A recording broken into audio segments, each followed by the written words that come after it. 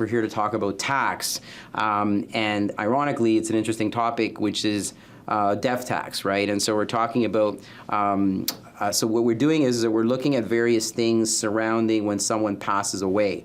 What that means is that, let's say we're looking, first of all, we're going to go through a general overview, right, of Canadian taxation on death.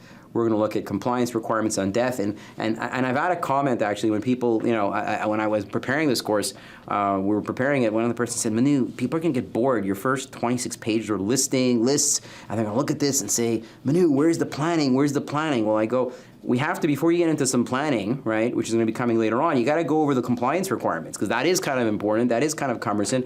We as accountants do compliance of filings on death returns. And that's something important. So I will admit the first, let's say 27 slides will be compliance requirements on debt. So there's going to be lists, and it's more used as a reference case, right? That's kind of what we're doing.